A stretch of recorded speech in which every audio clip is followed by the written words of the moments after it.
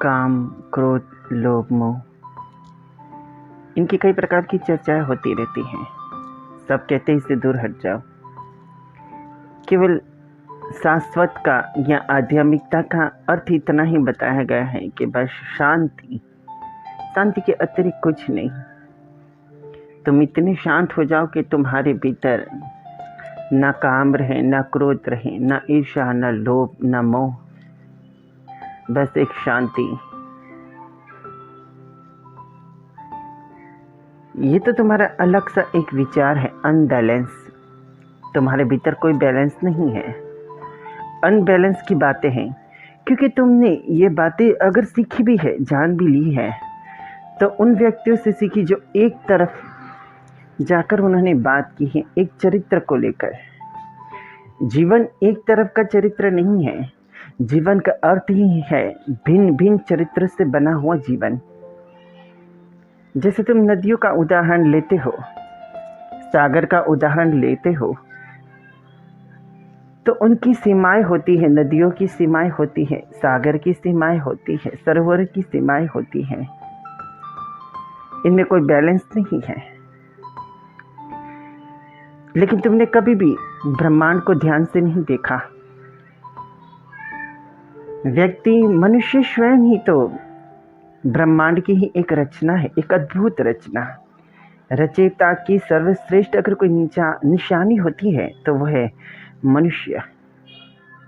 ब्रह्मांड की एक अद्भुत रचना, एक अद्भुत नियंत्रण, बैलेंस अगर तुम कर देते हो तो काम, क्रोध, लोभ, मोह, ईर्ष्या, ये सब कुछ नियंत्रण में है। क्योंकि ब्रह्मांड नियंत्रित है, सब कुछ नियंत्रण में चलता है। तुम्हारे जीवन में तुम्हें सब कुछ जरूरत है।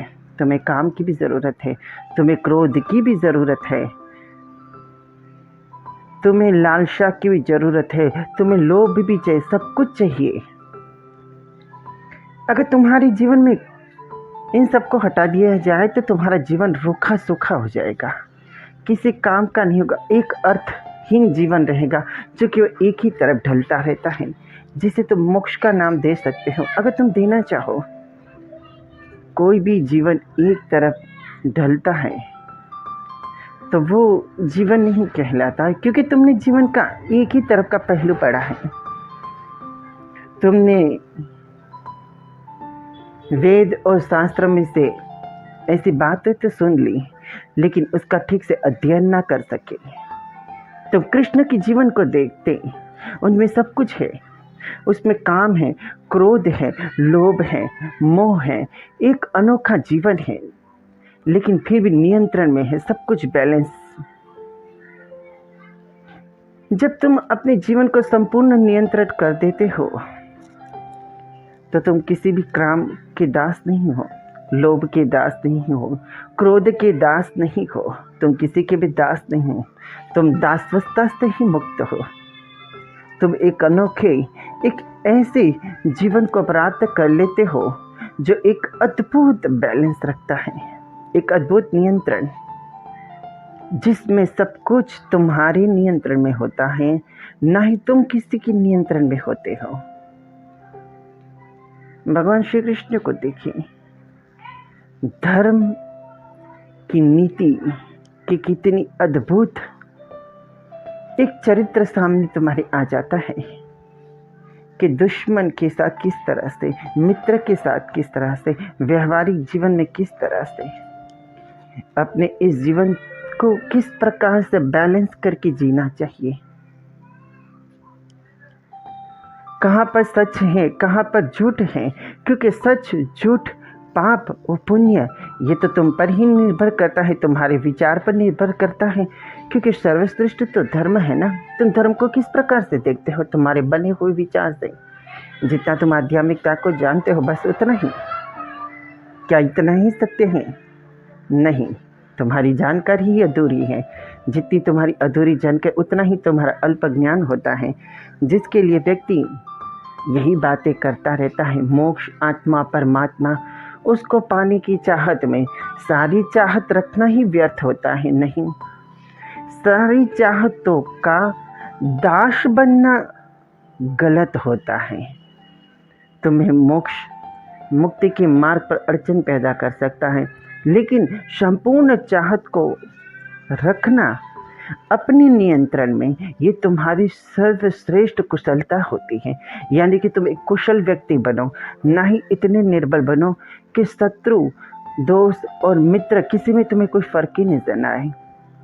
ये जीवन है, यहाँ पर तुम्हें जीना है, तो तुम्हें कुशल योद्धा होना पड़ेगा, तुम्हें कुशल व्यक्ति बनना पड़ेगा। तुम कुशल व्यक्ति तभी बन सकते हो जब तुम सक्षम होगे। सक्षम व्यक्ति वही कहलाता है जो धर्म प्रिय हो, जो नियंत्रण में रख सकता हो स्वयं को, जो किसी का दास ना हो। जिस व्यक्ति का जीवन किसी का भी दास नहीं होता, वो ना काम का दास है, ना क्रोध का दास है, ना लोभ का दास है, ना किसी चाहत, ना किसी प्राप्ति का, किसी का दास नहीं है। लेकिन उसके पास सब कुछ है, नियंत्रण है। ये संपूर्ण उसके ही नियंत्रण में रहता है।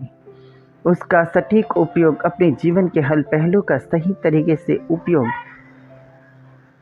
वही व्यक्ति कर सकता है जो नियंत्रण में रहता है, जो अपने जीवन को नियंत्रण में रख सकता है। लेकिन अधूरी जानकारी व्यक्ति को दुर्बल बनाती रहती है। खोज करना सीखो, हर एक चीज की खोज करो। तुम्हारी आदत होती है कि तुम किसी को भी महान बना देते हो, उसकी ही कहीं सुनी बातें तुम्हें पसंद आती है और तुम यही कहते हो कि देखो ये इसने कहा है, ये औसत ने कहा, ये कबीर ने कहा, किसी ने भी। तुम किसी के व्यक्ति को पकड़कर मत चलो, तुम प्रश्न उठाना सीखो। खोज हो तो तुम्हारी हो, क्योंकि जीवन तुम्हारा है, ना ही किसी धर्म चलाने वाले किसी व्यक्तियों का जिन्होंने कुछ कह दिया है। बस ये उनकी चरित्र को देखकर उन्होंने कहा है, ये उनके जीवन का चरित्र है, जिन्होंने जिस प्रकार से धर्म सजा, जिस प्रकार से धर्म को समझ लिया, जिस प्रकार की उन्होंने ज्ञान की प्राप्ति की, ये उनका जीवन है, तुम्हारा नहीं है।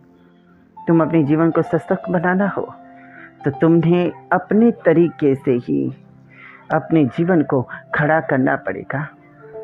एक ऐसा सक्षम जीवन जो इतना अद्भुत बैलेंस रखता हो कि तुम्हारे इर्द गिर्द सब कुछ तुम्हारे नियंत्रण में हो।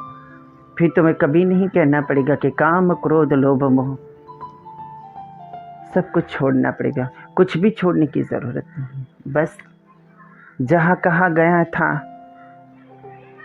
वो चरित्र भावुकता से जुड़ा हुआ था। जहाँ इनका उपयोग होता है वहाँ पर जीवन की उपयोगिता जुड़ी हुई होती है। तुम्हें कहीं पर ध्यान नहीं दिया, बस कही हुई बातों पर ही ध्यान दिया है। ध्यान दो, खोज करो, तभी तुम्हें पता चलता है वास्तव में मोक्ष क्या है, मुक्ति किसे कहते हैं।